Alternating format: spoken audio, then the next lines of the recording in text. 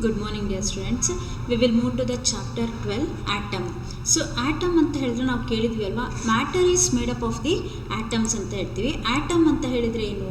Atom ಅಂತ ಹೇಳಿದ್ರೆ it's a fundamental part or fundamental unit of the matter ಅಂತ ಹೇಳ್ತೀವಿ. ಸೊ ಆಟಮಲ್ಲಿ ಏನಿರುತ್ತೆ ಹಾಗಾದರೆ ಪ್ರೋಟಾನ್ಸ್ ಮತ್ತು ನ್ಯೂಟ್ರಾನ್ಸ್ ಇರುತ್ತೆ. ಆ ಪ್ರೋಟಾನ್ಸ್ ಮತ್ತು ನ್ಯೂಟ್ರಾನ್ಸ್ನ ನಾವೇನು ಹೇಳ್ತೀವಿ, ಅವು ನ್ಯೂಕ್ಲಿಯಸ್ ಅಂತ ನ್ಯೂಕ್ಲಿಯಾನ್ಸ್ ಅಂತ ಏನು ಹೇಳ್ತೀವಿ. ಆ ನ್ಯೂಕ್ಲಿಯಸ್ನ ಸುತ್ತ ಏನು ಸುತ್ತುತ್ತೆ ನಮಗೆ ಎಲೆಕ್ಟ್ರಾನ್ಸು ರಿವಾಲ್ವ್ ಆಗ್ತಾ ಇರುತ್ತೆ. So this is a basic concept ಅಲ್ವಾ. ಈ ಬೇಸಿಕ್ ಕಾನ್ಸೆಪ್ಟನ್ನ ನೀವು ಎಲ್ಲಿ ನೋಡಿರ್ತೀರಾ, ಪ್ರೀವಿಯಸ್ ಕ್ಲಾಸಸಲ್ಲಿ ನೋಡಿರ್ತೀರಾ. ನೆಕ್ಸ್ಟ್ ಆಟಮಿಗೂ ಕೂಡ ಸ್ಟ್ರಕ್ಚರ್ ಇರುತ್ತೆ, ಅದಕ್ಕೂ ಕೆಲವೊಂದು ಪ್ರಾಪರ್ಟೀಸ್ ಇರುತ್ತೆ. ಆಟಮ್ನ ಬಿಹೇವಿಯರ್ ಏನು, ಆಟಮ್ ಹೇಗೆ ಮೂವ್ ಆಗುತ್ತೆ, ಅದನ್ನೆಲ್ಲ ಈ ಚಾಪ್ಟರಲ್ಲಿ ಏನು ಮಾಡ್ತಾವನ ಡೀಟೇಲ್ ಆಗಿ ಸ್ಟಡಿ ಮಾಡ್ತಾವನ. So atom has a structure. ಆಟಮ್ಗೆ ಸ್ಟ್ರಕ್ಚರ್ ಕೂಡ ಇರುತ್ತೆ. ಸೊ ಇಂಥದ್ದೇ ಒಂದು ಪರ್ಟಿಕ್ಯುಲರ್ ಸ್ಟ್ರಕ್ಚರ್ ಇರುತ್ತೆ. So to explain atomic structure several theories are proposed which are called atomic models. So ಕೆಲವೊಂದು ಅಟೋಮಿಕ್ ಮಾಡೆಲ್ಸ್ನ ಪ್ರಪೋಸ್ ಮಾಡಿದ್ರು. ಆ ಒಂದು ಯಾವುದನ್ನು ಇದು ಹೇಳೋಕ್ಕೆ, ಆಟಮ್ನ ಸ್ಟ್ರಕ್ಚರ್ನ ಹೇಳೋಕ್ಕೆ ಕೆಲವೊಂದು ಮಾಡೆಲ್ಸ್ನ ಪ್ರಪೋಸ್ ಮಾಡ್ತಾ ಇದ್ರು. Any model should explain the following concepts of an atom. ಯಾವುದೇ ಒಂದು ಮಾಡೆಲ್ ಇರ್ಬೋದು, ಆ ಒಂದು ಮಾಡೆಲು ಏನು ನಮಗೆ ಎಕ್ಸ್ಪ್ಲೈನ್ ಮಾಡಬೇಕಂತ ಹೇಳಿದಾಗ electrical neutrality, stability, origin of the line spectra, ಈ ಮೂರನ್ನು ನಮಗೆ ಏನು ಮಾಡಬೇಕು, ಒಂದು ಮಾಡೆಲ್ ಇದೆ ಅಂತ ಹೇಳಿದಾಗ ಅಟೋಮಿಕ್ ಮಾಡೆಲು, ಆ ಒಂದು ಮಾಡೆಲ್ ಏನು ಹೇಳಬೇಕು ನಮಗೆ, it should explain the electrical neutrality, stability and origin of the line spectra. ಆ ಮಾಡೆಲಿಂದ ಈ ಮೂರು ಗೊತ್ತಾಗತ್ತೆ ಅಂತ ಹೇಳಿದಾಗ ಆ ಮಾಡೆಲ್ನ ನಾವು ಏನು ಹೇಳ್ತೀವಿ, ಅಟೋಮಿಕ್ ಮಾಡೆಲ್ ಅಂತ ಹೇಳ್ತಾ ಹೋಗ್ತೀವಿ. Okay, next alpha particle scattering ಅಂತ ಗಿಗರ್ ಮಾಸ್ಟನ್ ಎಕ್ಸ್ಪೆರಿಮೆಂಟ್ ಅಂತ ಹೇಳ್ತೀವಿ. Rutherford along with Giger-Marsden performed a series of experiments on the scattering of alpha particles due to thin gold foils. So thin gold ಫಾಯಿಲ್ಸಲ್ಲಿ alpha particle ಹೇಗೆ scatter ಆಗುತ್ತೆ ಅನ್ನೋದ್ರ ಮೇಲೆ ಬೇಕಾದಷ್ಟು ಎಕ್ಸ್ಪೆರಿಮೆಂಟ್ಸ್ನ ಮಾಡಿದರು. ಯಾರು? ರುದರ್ಫೋರ್ಡ್ ಜೊತೆಗೆ ಸೇರಿಕೊಂಡು ಗಿಗರ್ ಮತ್ತು ಮಾಸ್ಟನ್ ಅನ್ನೋರು.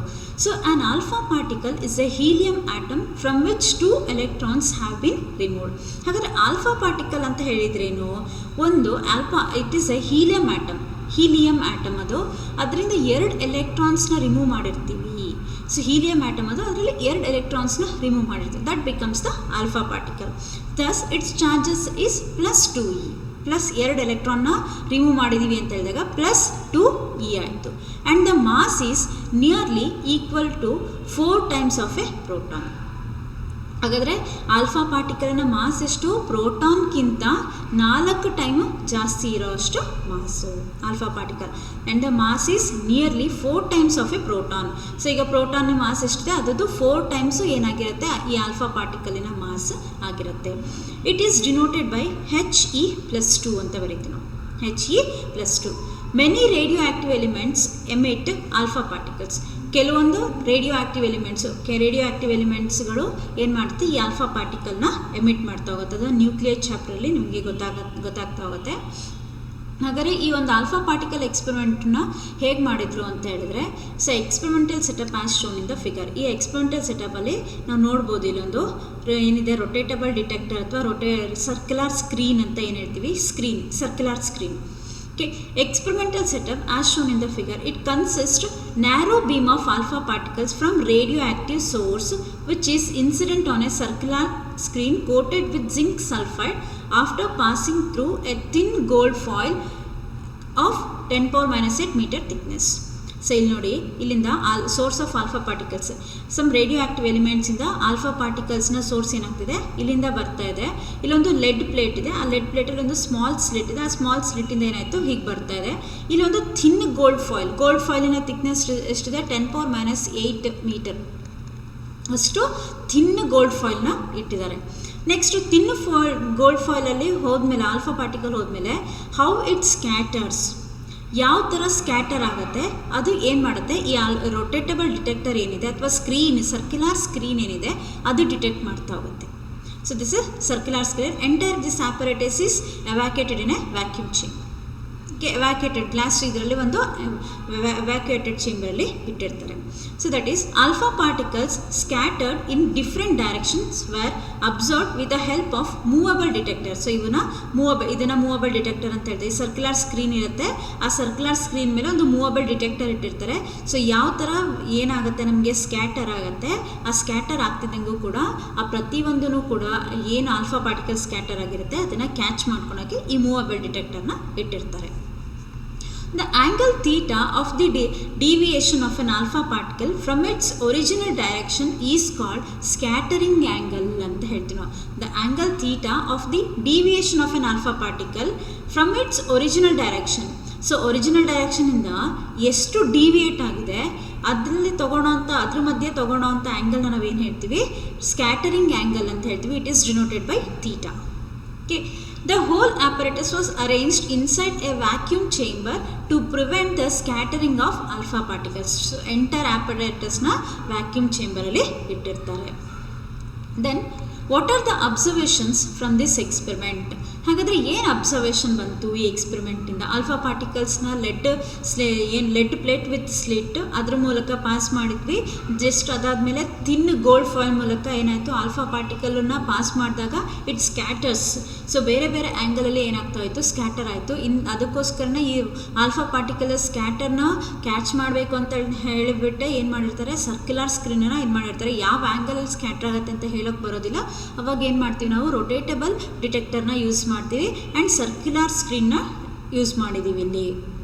ಹಾಗಾದರೆ ಇಷ್ಟು ಆದಮೇಲೆ what are the observations made from this experiment? ಹಾಗಾದರೆ ಅಬ್ಸರ್ವೇಷನ್ ಏನು ಈ ಒಂದು ಎಕ್ಸ್ಪೆರಿಮೆಂಟಿಂದ ಮಾಡಿದ ಮೇಲೆ ಏನೇನು ಅಬ್ಸರ್ವ್ ಮಾಡಿದ್ವಿ ಅಂಥೇಳಿ ನೋಡ್ತಾ ಹೋಗೋಣ. The graph between the total number of alpha particles n scattered at an angle theta and the scattering angle theta is shown in figure. ಹಾಗಾದರೆ ಗ್ರಾಫ್ ಹಾಕ್ಕೊಂಡಿದ್ದೀವಿ. ಇಲ್ಲಿ number of alpha particles scattered, ಇಲ್ಲಿ theta scattering angle theta ಹಾಕ್ಕೊಂಡಾಗ most of the alpha particles pass through the gold foil or suffer only small deflections, so it indicates that most of the space in an atom is empty. ಅಂದರೆ ತುಂಬ alpha particles ಒಂದು ಹಿಂಗೆ ಹೋಗ್ತಿರೋಂಥದ್ದು small ಡಿಫ್ಲೆಕ್ಷನ್ಸ್, ಹಿಂಗೆ theta ಇದೆ ಅಂತ ಹೇಳಿದಾಗ ಒಂದು small ಡಿಫ್ಲೆಕ್ಷನ್ಸಲ್ಲಿ ಏನಾಯಿತು, ನಮಗೆ ಸ್ಕ್ಯಾಟರ್ ಆಯಿತು. Next, so it indicates that most of the space in an atom is empty. So ಅದರಿಂದ ನಮ್ಗೆ ಏನು ಗೊತ್ತಾಯಿತು, ಮೋಸ್ಟ್ ಆಫ್ ದ ಆಟಮ್ ಏನೋ ಒಂದು ಸ್ಪೇಸ್ ಏನಿರುತ್ತೆ, ಆಟಮಲ್ space that becomes empty, space empty ಇದೆ ಅಂತ ಹೇಳಿ ಗೊತ್ತಾಯ್ತು ಈ ಒಂದು ಇದರಿಂದ. Next, a small number of alpha particles suffered fairly large deflection. ಕೆಲವೊಂದು ಮಾತ್ರ ಏನು ಮಾಡ್ತಾರೆ, ಇದು ಲಾರ್ಜ್ ಆ್ಯಂಗಲಲ್ಲಿ ಡಿಫ್ಲೆಕ್ಟ್ ಆಗ್ತಾ ಹೋಯಿತು. ಸೊ ಹೀಗೆ ಲಾರ್ಜ್ ಆ್ಯಂಗಲಲ್ಲಿ ಡಿಫ್ಲೆಕ್ಟ್ ಆಗ್ತಾ ಹೋಯಿತು.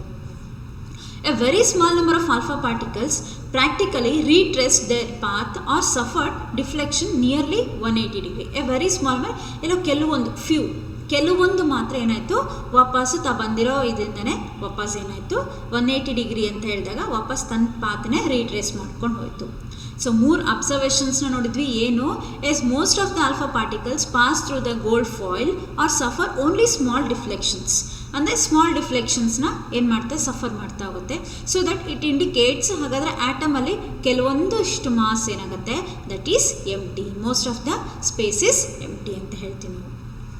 Okay, next, a small number of alpha particles suffered fairly large deflections. So fairly large, ಕೆಲವೊಂದು ಡಿಫ್ಲೆಕ್ಷನ್ ಸ್ವಲ್ಪ ಜಾಸ್ತಿ ಒಂದು ಡಿಫ್ಲೆಕ್ಟ್ ಆಗ್ತಾ ಇತ್ತು, ಕೆಲವೊಂದು ಜಾಸ್ತಿ ಆ್ಯಂಗಲಲ್ಲಿ. ನೆಕ್ಸ್ಟು, ಇನ್ನೂ ಕಡಿಮೆ ಆಲ್ಫಾ ಪಾರ್ಟಿಕಲ್ಸು ತನ್ನ ಬಂದಿರೋ ಪಾತಿಂದ ವಾಪಸ್ ಹೋಗಿ 180 ಡಿಗ್ರಿಯಷ್ಟು ಡಿಫ್ಲೆಕ್ಟ್ ಆಗ್ತಾ ಹೋಯಿತು. So these are the observations which are made from the Geiger Marsden experiment. Next, Rutherford alpha scattering experiment. So Rutherford ಮತ್ತೊಂದು ಆಲ್ಫಾ ಸ್ಕ್ಯಾಟ್ರಿಂಗ್ ಎಕ್ಸ್ಪೆರಿಮೆಂಟಲ್ಲೇ ನಮಗೆ ಕನ್ಕ್ಲೂಷನ್ ಏನು ಹೇಳ್ತಾರೆ ಅಂತ ಹೇಳಿದರೆ, so an atom has a tiny positively charged core called the nucleus ಅಲ್ವಾ. ನಮಗಿದು ಗೊತ್ತಿರೋಂಥ ಕಾನ್ಸೆಪ್ಟೇ. ಆಟಮ್ ಅಂತ ಹೇಳಿದ್ರೆ ಇಟ್ ಕನ್ಸಿಸ್ಟ್ ಆಫ್ ಎ ನ್ಯೂಕ್ಲಿಯಸ್ಸಲ್ಲಿ ಏನಿರುತ್ತೆ, ಪ್ರೋಟಾನ್ಸ್ ಮತ್ತು ನ್ಯೂಟ್ರಾನ್ಸ್ ಇರುತ್ತೆ and the electrons are revolving around the nucleus ಅಲ್ವಾ. So which contains most of the mass 99% of the atom. So ಹಾಗಾದರೆ ಆಟಮ್ ಅನ್ನೋದು ನಮಗೆ ಆ ನ್ಯೂಕ್ಲಿಯಸ್ ಏನಾಗಿರುತ್ತೆ, 99.9% ಆಟಮ್ನ ಸ್ಪೇಸ್ನ ಆಕ್ಯುಪೈ ಮಾಡ್ಕೊಂಡಿರುತ್ತೆ. The electrons move in a orbits around the nucleus because if they were at a rest they would fall into the nucleus due to the electrostatic attraction between the positive nucleus and the negative charge of the electrons ಅಲ್ವಾ. The electrons ಯಾಕೆ revolve ಆಗುತ್ತೆ, ಇಲ್ಲಿ nucleus ಇದೆ ಅಂತ ಹೇಳಿದಾಗ ಇಲ್ಲಿ protons ಮತ್ತು neutrons ಇರುತ್ತೆ, ಇಲ್ಲೇನಾಗಿರುತ್ತೆ electrons they are revolving around the nucleus. So ಇದು ರಿವಾಲ್ವ್ ಆಗಲಿಲ್ಲ ಅಂತ ಹೇಳಿದಾಗ ಎಲೆಕ್ಟ್ರಾನ್ಸು ನ್ಯೂಕ್ಲಿಯಸ್ ಒಳಗಡೆ ಬೀಳುವಂಥ ಚಾನ್ಸಸ್ ಇರುತ್ತೆ. Okay, so because if they were at a rest, ಅದು ರೆಸ್ಟಲ್ಲಿ ಇದ್ಬಿಟ್ರೆ ಏನಾಗುತ್ತೆ ನ್ಯೂಕ್ಲಿಯಸ್ ಒಳಗಡೆ ಬೀಳುವಂಥ ಚಾನ್ಸಸ್ ಇರುತ್ತೆ. ಯಾಕೆ ಅಂತ ಹೇಳಿದ್ರೆ there may be a electrostatic attraction ಇರ್ಬೋದು ಪಾಸಿಟಿವ್ ನ್ಯೂಕ್ಲಿಯಸ್ಸಿಂದ negatively charge electrons. Since electrons are negatively charged, proton ಮತ್ತು ನ್ಯೂಟ್ರಾನ್ ಅಂದಾಗ ನ್ಯೂಕ್ಲಿಯಸ್ ಏನಾಗಿರುತ್ತೆ ಪಾಸಿಟಿವ್ಲಿ ಚಾರ್ಜ್ಡ್ ಆಗಿರುತ್ತೆ. ಅವಾಗ ಏನಾಯಿತು ಹಂಗೆ ರಿವಾಲ್ವ್ ಆಗಿಲ್ಲ ಅಂತ ಹೇಳಿದಾಗ ನ್ಯೂಕ್ಲಿಯಸ್ ಒಳಗಡೆ ಎಲೆಕ್ಟ್ರಾನು ಬೀಳುವಂಥ ಚಾನ್ಸಸ್ ಇರುತ್ತೆ. According to the Rutherford, the scattering of alpha particles is due to the repulsive force of the positive nucleus and the positively charged alpha particles. According to Rutherford ಪ್ರಕಾರ ಮತ್ತೆ Rutherford ಏನು conclusion ಕೊಡ್ತಾರೆ ನಮಗೆ ಅಂತ ಹೇಳಿದರೆ, ಈ ಒಂದು ಸ್ಕ್ಯಾಟರಿಂಗು ಏನು ಸ್ಕ್ಯಾಟರ್ ಆಗಿದೆ ನಮಗೆ ಆಲ್ಫಾ ಪಾರ್ಟಿಕಲ್ ಸ್ಕ್ಯಾಟರ್ ಆಗಿರೋದು ಯಾವುದರಿಂದ, ರಿಪಲ್ಸಿವ್ ಫೋರ್ಸು ಜೊತೆಗೆ ಯಾವುದು ಪಾಸಿಟಿವ್ ನ್ಯೂಕ್ಲಿಯಸ್ನ repulsive force, positive charge alpha particles, ಅದ್ರ ಮಧ್ಯೆ ಇರುವಂಥ ಒಂದು ರಿಪಲ್ಸಿವ್ ಫೋರ್ಸಿಂದ ಏನಾಗ್ತಾ ಹೋಗುತ್ತೆ ಆಲ್ಫಾ ಪಾರ್ಟಿಕಲ್ಸು ಏನಾಯಿತು ಸ್ಕ್ಯಾಟರ್ ಆಗ್ತಾ ಹೋಯಿತು. So the alpha particles like 1 and 1', ಈ ಡಯಾಗ್ರಾಮ್ ನೋಡ್ಕೊಳ್ಳಿ. ಇಲ್ಲಿ ದ ಆಲ್ಫಾ ಪಾರ್ಟಿಕಲ್ಸು ಇಲ್ಲಿ 1 ಹೀಗೆ ಎಂಟ್ರ್ ಆಗ್ತಿದೆ, ಇಲ್ಲಿ ನೆಕ್ಸ್ಟು 1' ಇಲ್ಲಿ ಎಂಟ್ರ್ ಆಗುತ್ತೆ.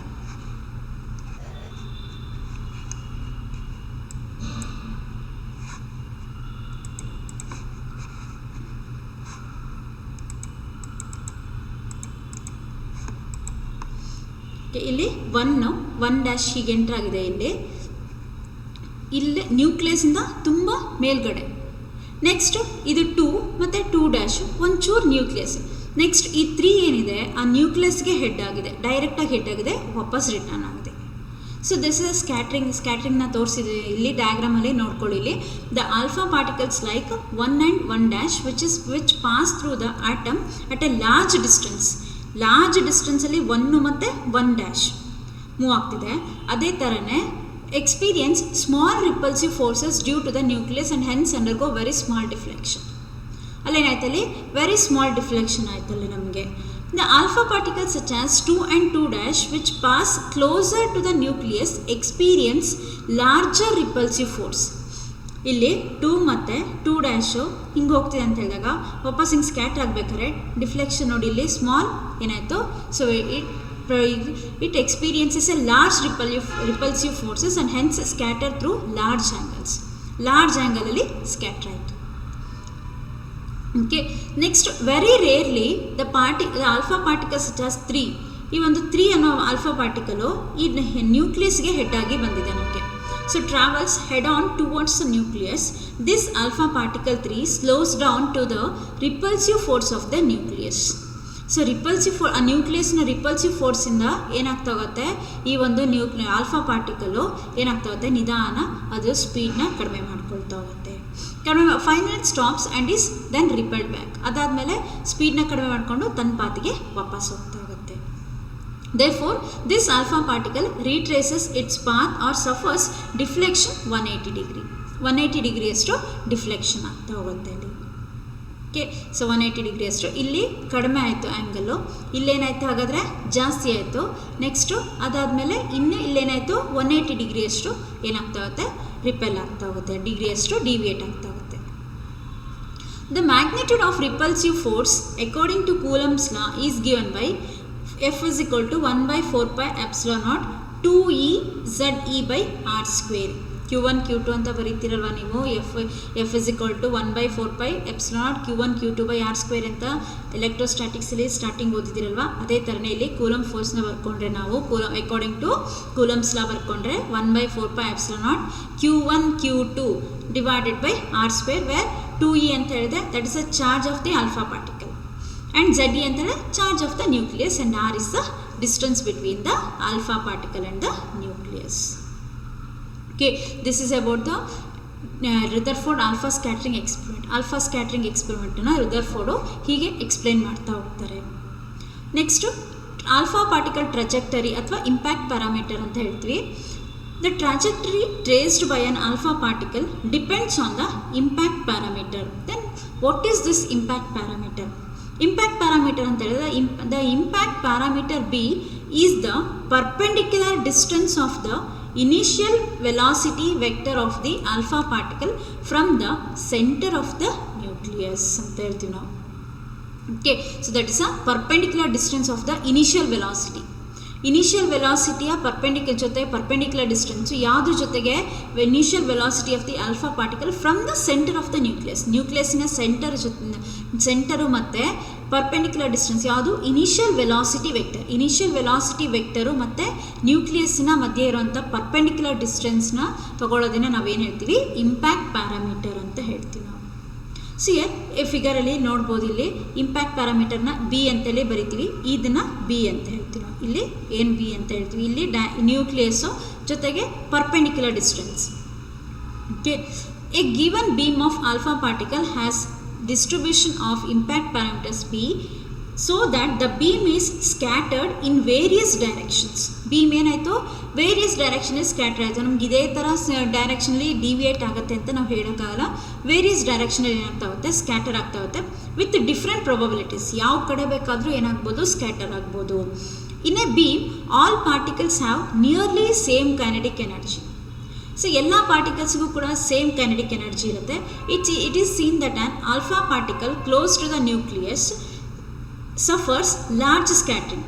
ಈ ಒಂದು ನ್ಯೂಕ್ಲಿಯಸ್ಸಿಗೆ ಹತ್ತಿರ ಇರೋವಂಥ ಒಂದು ಏನಿರುತ್ತೆ ನಮಗೆ alpha particle, when alpha particles close to the ನ್ಯೂಕ್ಲಿಯಸ್ಗೆ ಕ್ಲೋಸ್ ಇರೋವಂಥ ಒಂದು ಆಲ್ಫಾ ಪಾರ್ಟಿಕಲ್ಲು ಲಾರ್ಜ್ ಸ್ಕ್ಯಾಟರ್ ಏನಾಗ್ತಾ ಹೋಗುತ್ತೆ? ಲಾರ್ಜ್ ಸ್ಕ್ಯಾಟರ್ ಆಗ್ತಾ ಹೋಗುತ್ತೆ, ಅಂದರೆ ಲಾರ್ಜ್ ಆಗಿ ಡಿವಿಯೇಟ್ ಆಗ್ತಾ ಹೋಗುತ್ತೆ. ಅದೇನೇ in case of A head on collision the impact parameter is head on collision ಅಂದರೆ ಡೈರೆಕ್ಟಾಗಿ ಹೋಗಿ ಬಂದು ಹಿಂಗೆ ಹಿಟ್ ಮಾಡೋದು, ಡೈರೆಕ್ಟಾಗಿ ಹೋಗಿ ಹಿಟ್ ಮಾಡೋದು. ಸೊ ದ ಆಲ್ಫಾ ಪಾರ್ಟಿಕಲ್ ಟ್ರಾಜೆಕ್ಟರಿಯಲ್ಲಿ 3 ನೋಡಿದ್ವಲ್ವಾ, ಥರ್ಡ್ ಆಲ್ಫಾ ಪಾರ್ಟಿಕಲ್ ಅದು ಹೆಡ್ ಆನ್ ಕೊಲಿಷನ್ ಅಂತ ಹೇಳ್ತೀವಿ. The impact parameter is minimum and the alpha particle rebounds back when theta is approximately equal to pi ಅಲ್ವಾ? ಅಲ್ಲಿ ನೋಡಿದ್ವಿ ನಾವು. ಸೊ ಇಲ್ಲಿ 1 1' 2 ಮತ್ತು 2' ಆ್ಯಂಡ್ 3 ಅನ್ನೋದು that is a head on collision. ಡೈರೆಕ್ಟಾಗಿ ಹೋಗ್ಬಿಟ್ಟು ನ್ಯೂಕ್ಲಿಯಸ್ಸಿಗೆ ಹಿಟ್ ಮಾಡುತ್ತೆ. ಓಕೆ, ಅದೇನೇ ಅವಾಗ ಮಿನಿಮಮ್ ಏನಾಗಿರುತ್ತೆ? ಪ್ಯಾರಾಮೀಟರ್ ಮಿನಿಮಮ್ ಆಗಿರುತ್ತೆ impact parameter. And alpha particle rebounds back and its angle of deviation ಎಷ್ಟಿರುತ್ತೆ? ನಮಗೆ 180 ಡಿಗ್ರಿ ಇರುತ್ತೆ. Okay, for a large impact parameter the alpha particle goes nearly undeviated and has a small deflection. Okay, undeviated ಅಂದರೆ ನಮಗೆ large impact parameter ಬೇಕಂದರೆ alpha particle ಡಿವಿಯೇಟೇ ಆಗೋದಿಲ್ಲ.